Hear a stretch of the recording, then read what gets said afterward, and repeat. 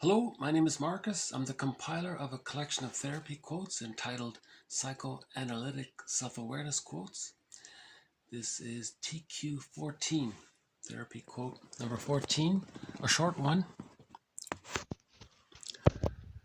On the basis of, quote, good enough mothering, successful separation-individuation results in a firm sense of identity and the capacity for developing intimate, non-symbiotic object relationships. So this is just a quick, brief follow-up to TQ13 just made. In TQ13 it was about the difference between the false self and the true self. And if there's too much overwhelming stimulus or demands placed on the baby, they're going to need to develop that false self.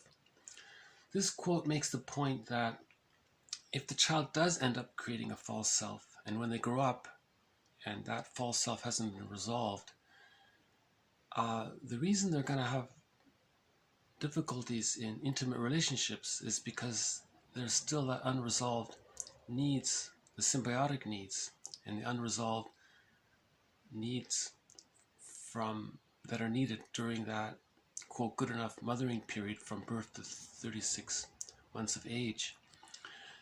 So if the child does get the good enough mothering, they can form whole object relationships, close relationships that don't involve this intense symbiotic world. But in the false self-organization, there's going to be that strong demand. Like symbiosis creates great expectations on the other person. And this is the basis of the power struggle between couples. Who's going to be the secure base for the other one? And because one can't bear being left, right? So if the unmet symbiotic needs lay underneath the false self-organization, and then in a close relationship, they're going to come up. And presumably, if the other person has a similar situation, if they both have insecure attachment styles, there's going to be a lot of one author calls it a hostile dependent relationships, a hostile dependent relationship. If they both have an insecure attachment style, it could end up where they need each other, right? They need that symbiotic attachment, but there's hostility there because if they're both competing with each other for who's going to be the secure base for the other, and they're not aware of this. See, if they're aware of it, if the couple's conscious of it, they can work it out. It's possible, and there's all sorts of couples formulas about that. But if they're not aware of it, then there's going to be this power struggle or this hostile dependent relationship. Anyway, so I just thought this would be like a good little add-on to TQ13 about the true self and the false self.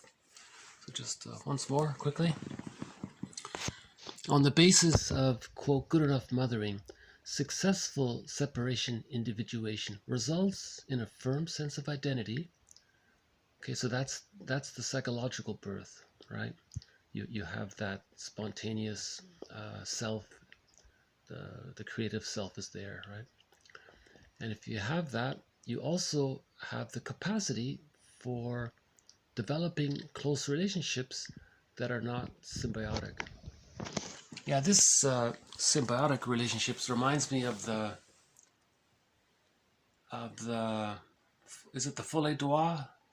The guy and the girl, they're so symbiotic with each other, it's so dramatic.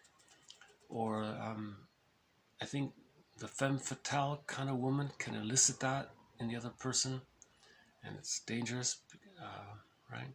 So you have this issue of relationships that are still trying to get their symbiotic needs met, relationships that are aware they're not met, but they're going to work something out and help each other out through that way, or relationships where that's not the dominant theme of the relationship. So I think that's point worth making. You know, the connection between the first 3 years of life and the capacity for healthy functioning relationships in later life. So this has been TQ14. More to follow. Thank you.